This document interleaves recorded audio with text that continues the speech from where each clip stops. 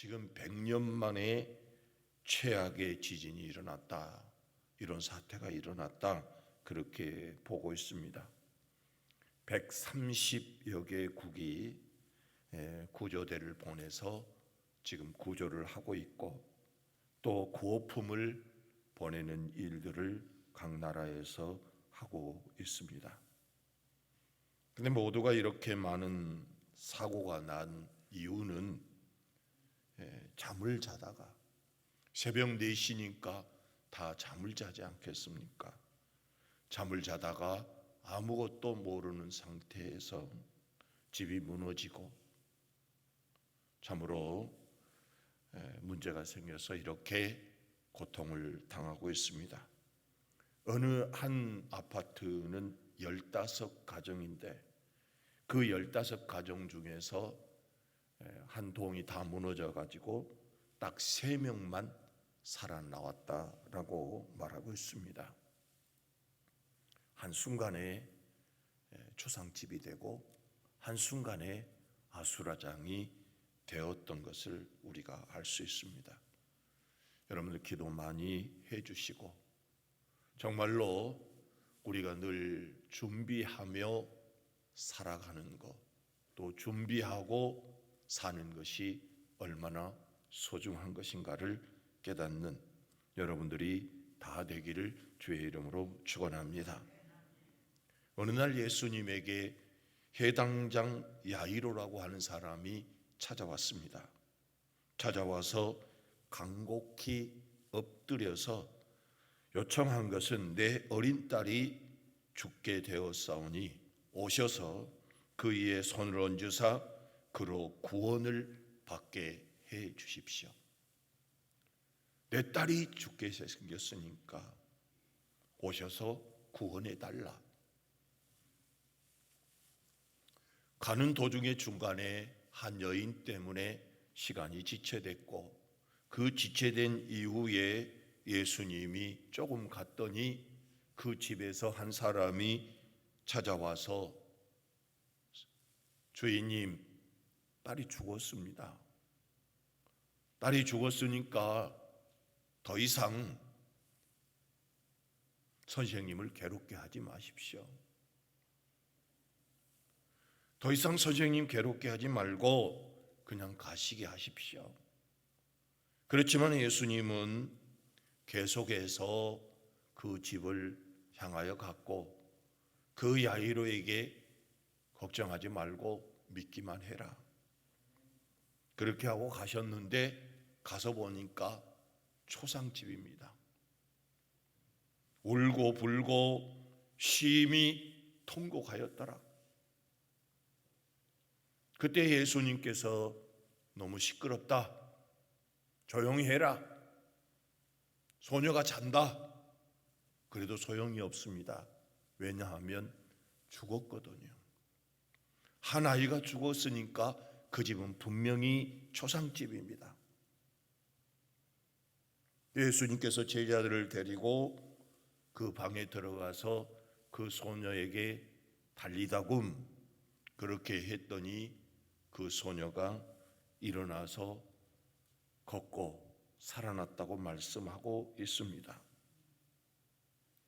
여러분 어떻습니까? 소녀가 죽었을 때에는 초상집이 맞습니다. 그러나 예수님이 오심으로 인하여서 그 집은 어떻게 됐을 것 같습니까? 소녀가 살아났는데도 계속 울고 통곡하고 그렇게 있었을 것 같습니까?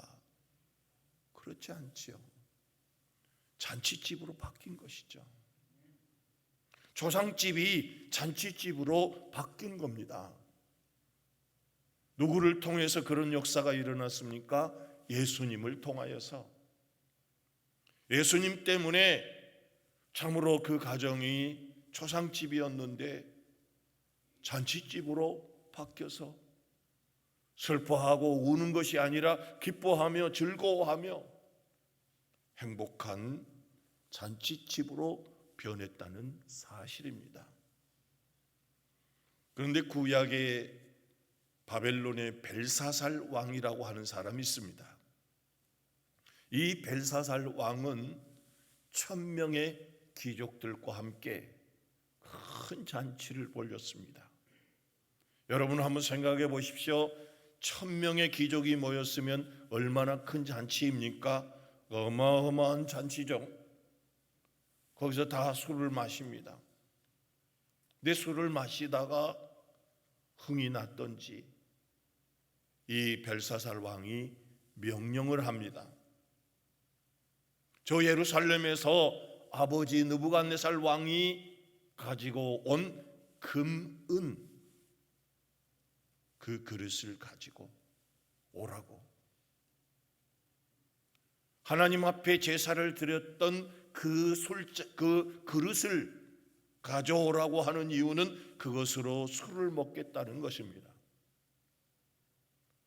한마디로 말해서 성기, 하나님 앞에 쓰였던 그 그릇을 가지고 술잔을 만들어서 술을 마시겠다는 겁니다. 그래서 가져온 그 술잔으로 후궁과 왕후와 귀족들이 그 술잔으로 술을 마셨습니다. 그리고 나서 금, 은, 돌, 쇠, 나무로 만든 자기들의 신을 찬양했더라라고 했습니다. 정말로 찬양을 해야 될 분이 따로 있는데 그들은 금과 은과 나무와 돌과 새로 만든 그 신상에게 찬양을 했습니다. 술 취해서. 그랬더니 갑자기 손이 나왔습니다. 손이 나와서 글씨를 쓰기 시작했던 거죠. 그리고 그 글씨가 쓰여지니까 이때 당시에 있던 사람들은 혼비백산했습니다. 성경에 보면 벨사살 왕이 얼굴이 새파래집니다. 그리고 번민합니다. 그리고 다리가 후들후들 떨려서 이 무릎이 부딪히기 시작했다 그랬습니다. 혼비백산한 것이죠. 잔치집이 아수라장이 되어버렸습니다. 그런데 그 글씨를 해석하지를 못합니다.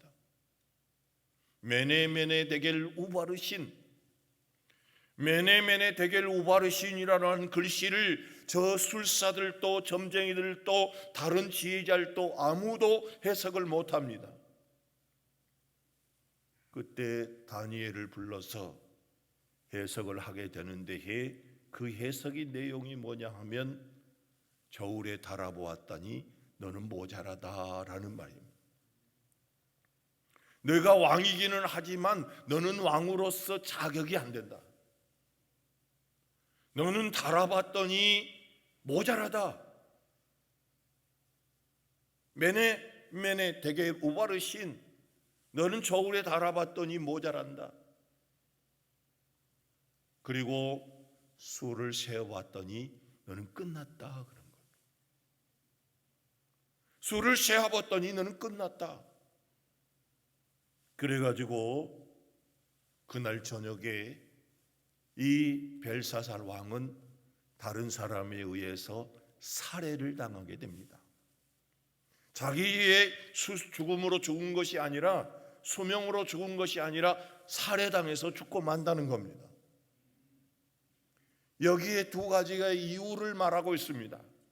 그 이유를 말하고 있는 게 뭐냐 하면 네가 마음을 낮추지 아니하고 너의 아버지가 마음을 낮추지 아니하다가 저 소처럼 풀 뜯어 먹고 이슬을 맞고 그리고 손톱 발톱은 마치 새들의 발톱처럼 되어서 짐승처럼 사는 거, 그거 보고도, 그거 알고도, 왜 그거 알고도 너는 마음이 낮추지 않았느냐? 너의 아버지가 그렇게 교만하다가 그렇게 되었는데 그걸 네 눈으로 보았지 않느냐? 5장, 다니엘서 5장 22절부터 23절에 이렇게 나와 있습니다. 벨사살이여, 왕은 그의 아들이 되어가지고 이것을 다 알고도 아직도 마음을 낮추지 아니하고 도리어 자신을 하늘의 주제보다 높이며 그의 성전 그릇을 왕 앞으로 가져다가 왕과 귀족들과 왕후들과 후궁들이 다 그것으로 술을 마시고 왕이 또 보지도 듣지도 알지 못하는 금, 은, 구리, 새, 나무 돌로 만든 신상들을 찬양하고 도리어 왕의 호흡을 주장하시고 왕의 생명을 주장하고 계시고 왕의 모든 길을 작정하시는 하나님께는 영광을 돌리지 아니한지라. 왜? 보고 알고도 그러느냐? 왜 마음을 낮추지 않았느냐? 왜 내 호흡을 주장하시고 내 길을 작정하시는 그 하나님께 찬양하지 않았느냐? 그래서 너는 겨울에 달아봤더니 모자라다. 너는 수를 계산해 봤더니 끝났다. 그래서 저녁에 죽여버렸습니다. 자, 두 말씀을 비교해 보십시오. 한 집은 초상집이었습니다. 한 집은 초상집이었는데 잔치집으로 바뀌었습니다. 한 집은 잔치집이었습니다. 1000명이 모여서 잔치하는 잔치집이었습니다. 그런데 초상집으로 바뀌었지요. 그게 무엇 때문이었을 것 같습니까? 한 곳은 예수 그리스도를 모셔드려서 예수님을 통하여서 잔치집을 만들었고, 한 집은 겸손하지 못하고 하나님께 영광을 돌리지 아니하므로 초상집을 만들었던 걸 볼 수 있습니다. 올라온 여러분, 주님 앞에서 늘 겸손히, 늘 하나님을 찬양하며 사는 자가 되어서 여러분의 인생이 늘 행복한 잔치집이 되기를 주의 이름으로 축원합니다. 너무나 어리석게도 알고도 그렇게 해서는 안 된다는 것을 알고도 마음을 낮추지 아니하고 하나님께 영광을 돌리지 아니하므로 잔치집이 초상집으로 바뀌었던 것을 알 수 있습니다. 이 귀한 예배에 참여한 여러분, 여러분의 삶에 늘 잔치가 열릴 수 있는 축복의 삶이 되기를 주의 이름으로 축원합니다. 오늘 본문에도 잔치가 열렸습니다. 그건 혼인잔치집입니다. 우리가 잘 알고 있는 가나 혼인잔치집입니다. 근데 거기에 누가 와 있느냐 하면 예수님의 어머니 마리아도 와 있고, 그리고 예수님도 와 있고, 그리고 제자들도 왔다고 했습니다. 근데 예수님이 여기에 온 것은 어떻게 왔느냐 하면 초청했다고 했습니다. 초청을 했기 때문에, 청함을 받았기 때문에 예수님은 거기 와 있었습니다. 그런데 그 잔치집에 문제가 생겼습니다. 포도주가 떨어진 겁니다. 여러분, 포도주가 떨어졌다. 유대인들의 잔치는 약 일주일 정도 하게 되는데 포도주가 떨어졌다. 그것은 즐거움과 기쁨과 행복이 떨어진 겁니다. 그리고 잔치를 끝내야 되는 상황입니다. 여러분, 잔치하다가 포도주가 떨어져서 잔치를 끝내야 된다고 한다면 이건 얼마나 불행한 일입니까? 얼마나 정말로 어려운 일입니까? 비난받을 일이고 손님들한테 욕을 먹을 만한 그런 상황이 된 거죠. 자, 이렇게 잔치집이 우울하고 참으로 안타까운 상황이 놓였을 때에 이 잔치가 계속해서 행복한 잔치로 연이어지게 되는 일이 일어나지 않습니까? 거기에 같이 그 역사를 만들어낸 사람들을 생각해 보면 첫 번째로는 마리아입니다. 예수의 육신의 어머니 마리아가 그 포도주가 떨어진 것을 알고 예수님에게 찾아와서 요청을 함으로 인하여서 그것은 기적은 시작이 된 것이죠. 자, 그러면 마리아는 예수님에게 어떻게 포도주가 떨어졌는데 예수님에게 요청할 생각이 있었을까? 또 그리고 어떻게 그런 결과를 만들어내는 귀중한 사람으로 쓰임받을 수 있었을까? 첫 번째로는 그에게는 확신이 있었습니다. 확실한 믿음이 있었다는 겁니다. 그 확실한 믿음이라고 하는 것은 뭐냐 하면 이 포도주가 떨어진 이 사건을 해결하실 수 있는 분은 예수님이시다. 포도주를 빌리러 가라, 사러 가라, 그게 아니라 예수님이면 해결할 수 있다. 이 인생의 문제, 이 잔치집의 이 문제는 우리 주님이면 해결할 수 있다. 그런 확실한 믿음이 있어서 예수님에게 요청했던 것을 알 수 있습니다. 이 마리아는 예수님이 누구인가를 알고 있죠. 어렸을 때 성령으로 잉태됐고 천사가 그의 이름을 예수라 하라, 임마누엘이라 하라. 어느 정도 알고 있었죠.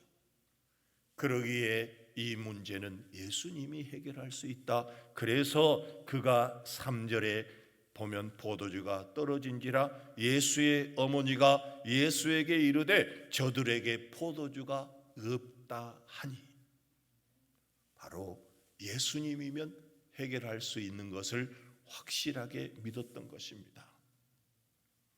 그리고 여기 보십시오. 혈루증으로 앓는 그 여인이 예수님에게 찾아와서 예수님의 옷을 만졌는데 괜히 만진 게 아니죠.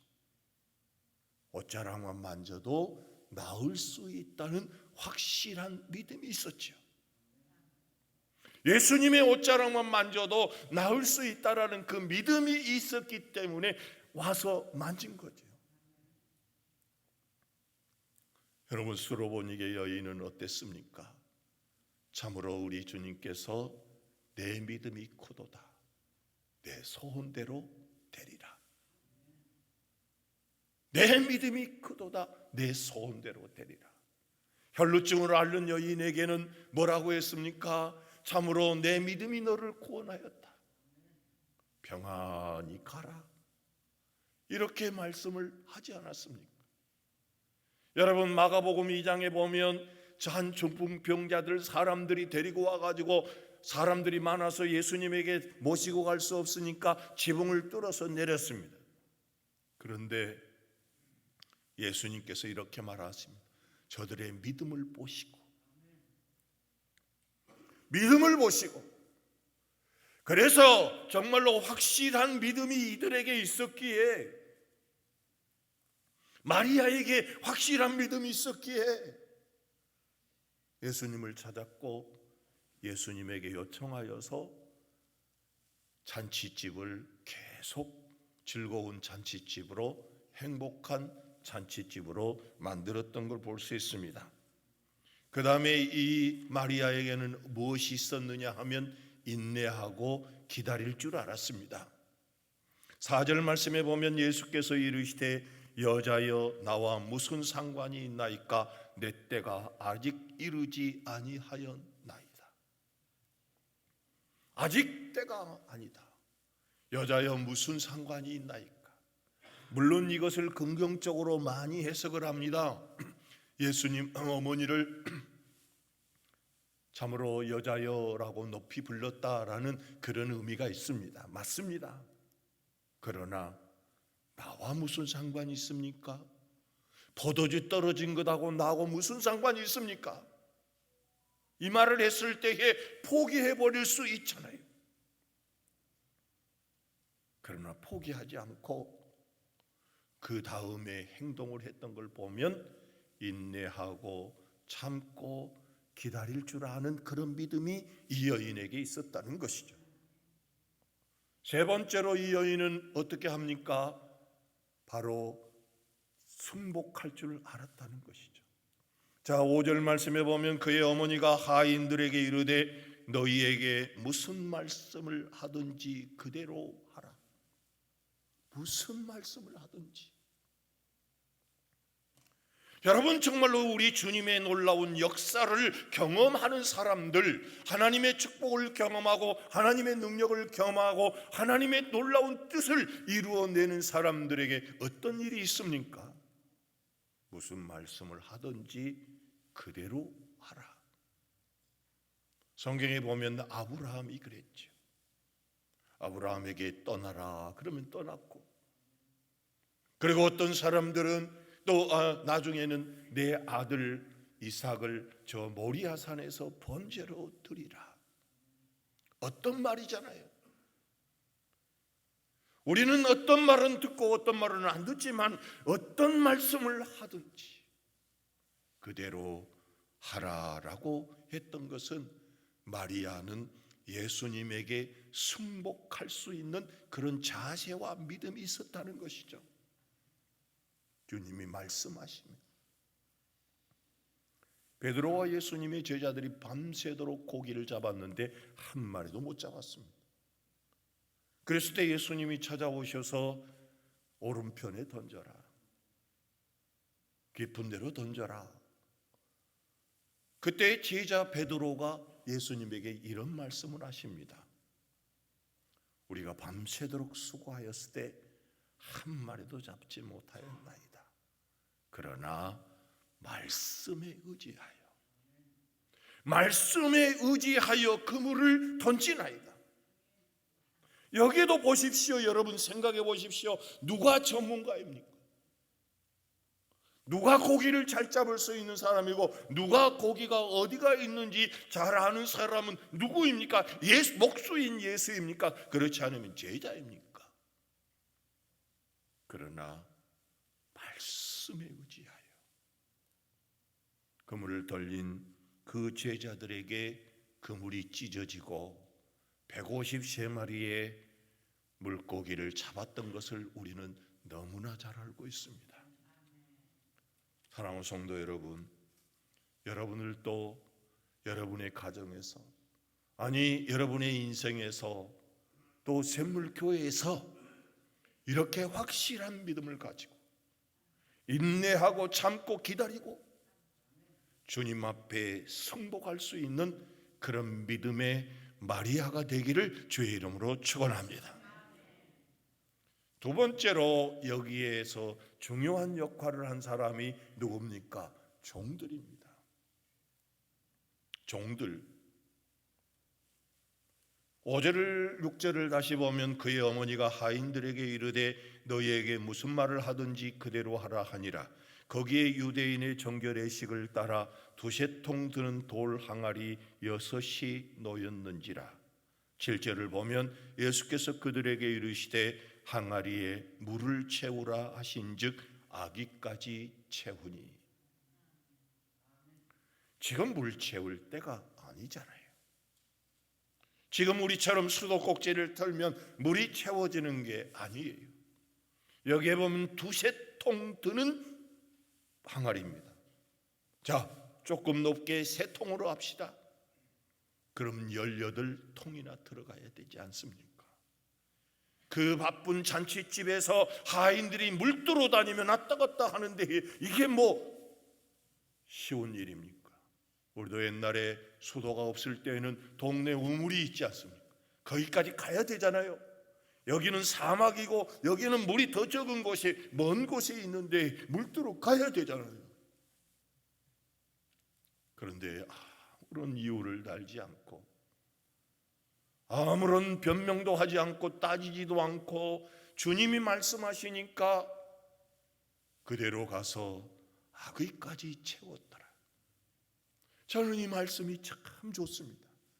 아귀까지 채웠다. 아구까지 가득 채웠다라는 것은 최선을 다했다는 것 아니겠습니까? 그가 완전 순종을 했다는 거 아니겠습니까? 반 채워놓고 다 채웠어요. 하다가 말고 다 했어요. 그렇게 할 수도 있어요. 제가 주인인가? 손님 주제. 무슨 물을 채우라고? 이 바쁜데.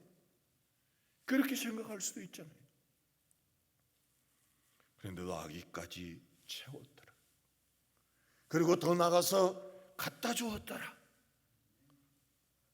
8절 말씀에 보면 이에는 떠서 연회장에 갖다 주라 하심에 갖다 주었더니, 갖다 주었습니다. 물 떠다 놨는데 포도주 갖다 주라고. 이렇게 순종을 하였기에 그곳에 놀라운 역사가 일어난 줄로 믿으시기를 주의 이름으로 축원합니다.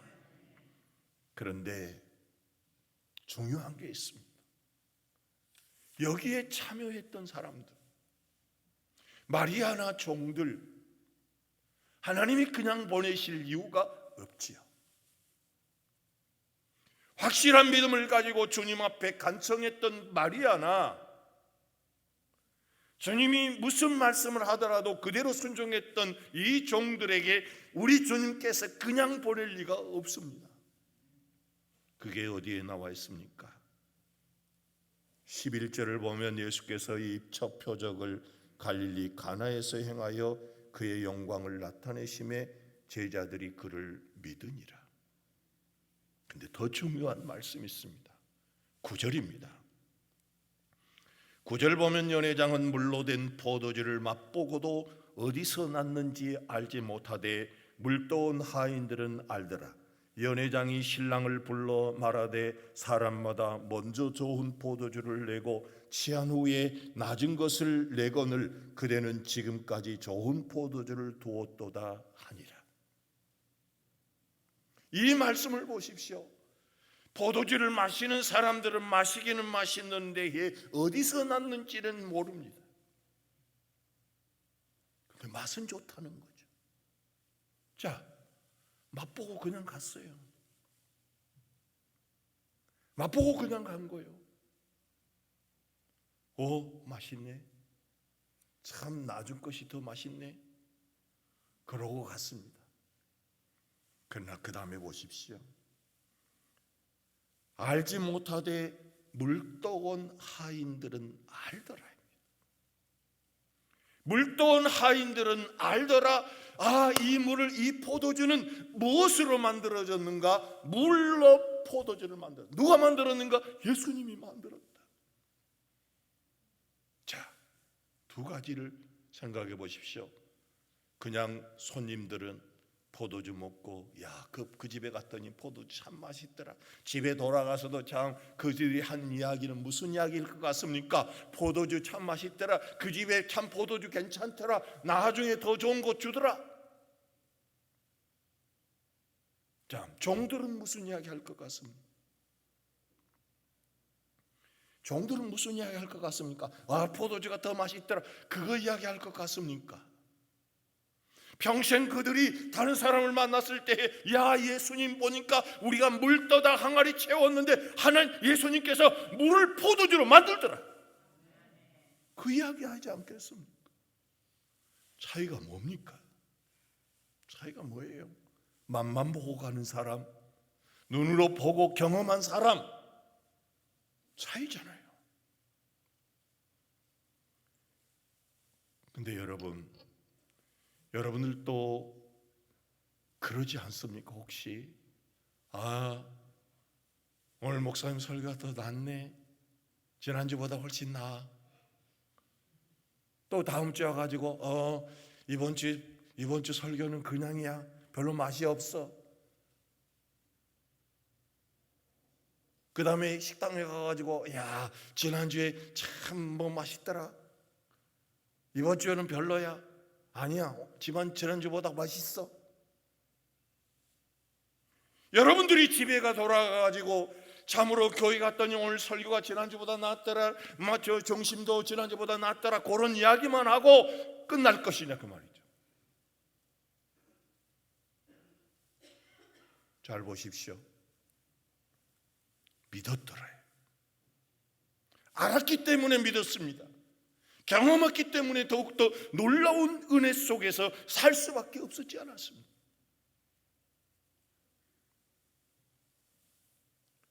맛만 보고 갔더라. 맛만 좋더라. 아니야, 예수님이 만드셨어. 어느 쪽입니까? 여러분 모두가 주님의 은혜 가운데서 이렇게 마리아와 같이, 이 종들과 같이 예수 그리스도를 확실하게 경험하시기를 주의 이름으로 축원합니다. 예수님이 누굽니까? 예수님은 여기에 중심이지 않습니까? 마리아가 요청했고 말씀하시니까 종이 순종했습니다. 예수 그리스도가 중심이었습니다. 예수 그리스도가 그들 가운데 있었습니다. 청함을 받아서 오신 그 예수님이 계셨기 때문에 그 모든 역사는 이루어진 거죠. 우리 예수 그리스도는 전능하신 하나님, 우리 주 예수 그리스도는 창조주의 하나님, 물로 포도주를 바꾸실 수 있는 그런 하나님, 초상집을 잔치집으로 바꾸실 수 있는 그분이 우리 주님이십니다. 여러분의 인생에 예수 그리스도가 중심으로 있습니까? 그런데 예수 그리스도는 있기는 있는데, 예수 그리스도는 있기는 있는데 맨날 맛만 보고 다니고, 괜찮아 오늘 좋았어 그렇게만 살아가는 그런 삶이라고 한다면 어떤 변화도 어떤 역사도 일어나지 않을 거예요. 사랑하는 성도 여러분, 마리아와 같이, 종들과 같이 우리 주 예수 그리스도를 확실하게 믿고 말씀 속에서 순종함으로 인하여서 여러분들에게 새로운 역사가 일어나기를 주의 이름으로 축원합니다. 우리 예수님은 충분히 그럴 수 있습니다. 예수 그리스도는 살아계신 하나님이시요 모사이시고 기묘자이시고 전능하신 하나님이잖아요.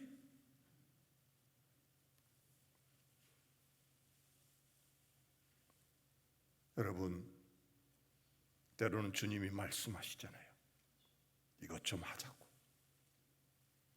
저것 좀 하자고, 너 이것 좀 해봐, 물 좀 채워봐, 갖다 줘봐. 이럴 때에 저는 시간이 없어요. 저는 안 돼요. 지금 바빠요. 지금 못해요. 왜 내가 해야 되는데요? 왜 지금 해야 되는데요? 그러나 잘 보십시오. 여기에 믿음이라고 하는 것이 처음 나온 겁니다. 예수님을 믿었더라. 11절에 보십시오. 제자들이 그를 믿으니라. 요 속에는 누구 들어있습니까? 마리아도 들어있고, 그리고 하인들도 들어있죠. 사랑하는 우리 샘물교회 성도 여러분, 이 자리에 있는 모든 성도 여러분, 우리는 전능하신 예수님이 여기에 있습니다. 가운데에 있습니다. 그분에게 요청하십시오. 그분의 말씀에 순종해 보십시오. 그러면 여러분들에게도 행복한 잔치할 일이 생길 줄로 믿으시기를 주의 이름으로 축원합니다. 할렐루야. 우리 옆에 사람과 인사합시다. 행복한 잔치집 만듭시다. 근데 거꾸로 만드는 사람이 있어요. 거꾸로 만들어. 행복한 가정집에서 행복한 성도가 참으로 거꾸로 만드는 사람들이 있어요. 마치 벨사살처럼 1000명의 잔치를 하다가 엉뚱하게 참으로 잔치집을 망쳐버리는 그런 성도가 되지 않기를 주의 이름으로 축원합니다. 기도하겠습니다.